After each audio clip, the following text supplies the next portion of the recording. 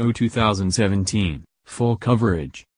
This year's Los Angeles Motor Show, also known as Automobility, features a diverse range of new cars from a whole host of big brands. The Californian event has included the full reveal of the Mercedes-Benz CLS, the public debut of the new Jeep Wranger and the unveiling of a BMW i8 Roadster, and that's just for starters. Check out all-out coverage from the show's first press day below, and you can find all our LA Motor Show stories here. At the show we has Autocar editor Mark Tishaw, and news editor Rachel Burgess, while back in our Twickenham base camp we had online editor James Atwood, senior staff writer Sam Sheehan taking care of the news, editorial assistant Sam Jenkins doing all things social media, and Jimmy Beckwith copying for the live blog. Scroll down to read all the action from this year's LA Motor Show. 2002. The action of the show is largely over, and Tish and Rachel are writing up their notes. Keep your eyes peeled for any last-minute news stories from the show, but until then, take a look at what LA has had to offer this year. Let's recap. The Porsche 718 Cayman and Boxster GTS, remember these? They were revealed so long before the show that they don't feel like LA cars, but they are, and they pack 361 bhp. Another Porsche, the 911T, also went on display, as a pared-back purist special. Yes, another one. We're not complaining, mind. Range Rover SV Autobiography, Land Rover showed off the special extended wheelbase model, alongside hybrid and SVR versions of the Range Rover Sport. Jaguar's SV Project 8, no, it's not new, but it did just set a new lap record for four-door cars around the Nürburgring Nordschleife. And it's great to look at too. Mazda 6, although it might not look much different to the old one, the Mazda 6 facelift also showed its newly nipped and tucked face at LA. Wait a few months and we'll see the European version. Genesis G80, we gotta look at the G80, Korea's answer to the BMW 5 Series. The country's carmakers are coming ever closer to upsetting the status quo in the car industry, by edging ever closer to German rivals. BMW i8 Roadster, one of the biggest cars of the show, the BMW i8 Roadster, raised the roof at the LA Convention Center. See, that's a pun, that is, because the Roadster doesn't have a root. Sorry. Aston Martin Vantage, the new-look Vantage made its public debut in LA. It's another new car design that has split opinion, being more quirky and less conventionally attractive than its larger DB11 sibling.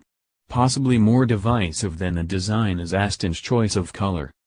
Lexus RXL, the world has gained another SUV. This is a 7-seat version of Lexus' largest SUV, rivaling the Range Rover and upcoming BMW X7. Mercedes-Benz CLS, one of the absolute stars of the show, and with a fresh design that has split opinion a bit. The front, with styling elements that will also feature on the next A-Class, has gone down fairly well, but it's the rear where opinion is divided. Speaking of dividing opinion, we suspect this piece by editor Mark Tishaw will. He's unsure if Mercedes even needs the CLS anymore. Nissan Star Wars cars, Nissan has gone to town, Mos Eisley, presumably, and then past town to outer space, for its LA efforts. It has developed 6 concepts to promote its tie-in with the Star Wars franchise. It's worth taking a look just so you can see a Nissan Extra with X-Wings on. Really. 2325. Editor Mark Tishaw has been over to the Jeep stand to take a look at the new Wrangler. His view, don't be fooled by the familiar appearance, it's all new. The whole car has been redesigned from the ground up, one highlight being a 9% aerodynamic improvement. Tish also had a quick chat with Jeep boss Mike Manley, who reckons a busy couple of years lie ahead for the firm. After the launch of the new Wrangler comes a replacement for the Cherokee later next year, followed by a Jeep pickup in 2019 and the Grand Wagoneer range topper in 2020. 2310. Rachel recounts a surreal experience, possibly one of the most surreal scenarios I've ever found myself in, famed designer Chris Bangle talking me around his new crazy Chinese city car. The idea is that the interior is a genuinely usable space, and not just for on the move. That means there's a foot massage function in the passenger footwell of the car. Chris insisted I tried it. One of the most relaxing interviews I've ever done, I must say. 2250. Rachel's getting inside info from the locals. New Subaru Ascent looks decent in a boxy, American-like way. Expert opinion overheard from American journalist, it looks like the Forester. 2243. More BMW snippets from Tisha. There's no official update to the production version of the BMW iNext concept car shown at the recent Frankfurt show and again in LA, other than BMW is on time for a 2021 launch, according to BMW boss Robert Erliner. He did confirm that the car would be built on a development of the same rear-wheel drive architecture that underpins the rest of BMW's rear-drive range, and in the same Dingolfing factory that makes the 5 Series and 7 Series. 2236. BMW's in a solid state of affairs about future battery tech. Solid-state batteries are a technology that BMW's I brand is investing in and developing as one of a number of different battery chemistry investigations in a recent €200 million investment, according to I boss Robert Erliner. 2233. Tish is admiring Jimmy's next long-termer. Maybe.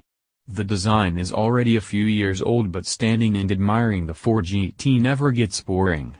Just look at that color, those stripes. While we're thinking about the Ford GT, why not take a break from reading all these words and check out Matt Pryor's excellent video review of it. 2220. Tesla's on the PR offensive. Tesla doesn't tend to do motor shows, yet here it is in LA with its Model 3. The model currently involved in production hell according to boss Elon Musk. The Cherry Stand staff are courting breakfast TV media here, with some success. What crisis? Ahem. 2200. Tish has stumbled across the betracked GMC2, new niche alert, the car without wheels. 2138. The quirks of the American car industry. I must admit a 7-seat Lexus isn't awfully interesting to me, but in the US, this is likely to be an important player for premium SUVs. The amount of people filming it or getting in and out of it also telling, compared to plenty of other cars here, says Rachel. 2124. Meanwhile, Tish has been talking electric BMWs with iBoss Robert Erliner. He says the i8 Roadster will out-handle the old coupe model following the chassis changes made, most significantly to the rear suspension and axle. Fear not though i8 coupe buyers, for the changes, that also include a bigger motor and battery pack, are also being rolled out to the coupe model at the same time.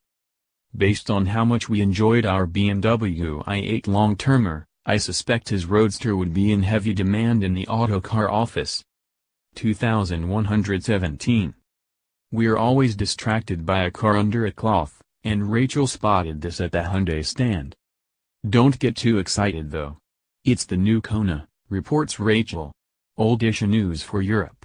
It is indeed. You can actually read our review of the SUV here. We quite like it. Meanwhile, Mark Tishaw spotted, well, something. He said, have always lusted over the Carrera GT. Until I saw this. 2105. Rachel has been admiring a good old-fashioned American truck, the GMC Sierra 2500 HD all-mountain concept. It runs on Matrax 150 series tracks, which ensures it can get the 445 horsepower from its 6.6-liter turbodiesel engine down in pretty much any conditions. It's not all rugged though. Apparently it has premium interior features, including leather trim and Bose speakers. Even by American standards, this is out there, remarked Rachel. Certainly the transport I'm intending to use for all future ski trips. 2036. Tish has just been past the Corvette stand, and taken time to appreciate some fine American metal. The Corvette ZR1 is the ultimate version of the last ever front-engined Corvette, he says. I still remember my first acquaintance with the standard car a few years ago at Castle Combe and was staggered at just how well it handled. And look how far it's come since. It's America's truly world-class supercar. And then Tish spotted what was parked next to the Corvette. One without a roof. And the convertible looks stylish, and goes pretty well too. It's got a top speed of 212 miles per hour, and is powered by a 745 bhp 6.2-liter supercharged V8 engine. As you can read in our full story, it also features a mode which the firm says could give it the world's loudest exhaust note. Now that's a bold performance claim you're unlikely to hear Elon Musk make the next time he wheels a Tesla out the back of a lorry. 2033. Volvo boss Håkan Samuelsson has been telling a bunch of American journalists about the new Care by Volvo subscription package, which brings the number of countries in which it's offered up to 8, including the UK. Samuelsson said the scheme was a reflection of changing customer demand, citing the mobile phone as the catalyst for changing attitudes. 2021. Rachel has just walked past the Jaguar stand, where there was a display of I-Pace models, including the racing version that will be used for a one-make Formula E support series from late 2018. She said, Jaguar is trying to keep momentum up for its electric I-Pace ahead of going on sale next year. Big question, who will get there first, Jaguar or Audi with its e-tron? In the build-up to the show, Jaguar named the first team to have signed up for the I-Pace E-Trophy Race Series, U.S. squad Rahal Letterman Lanigan Racing. The team is run in part owned by Bobby Rahal, a three-time IndyCar champion and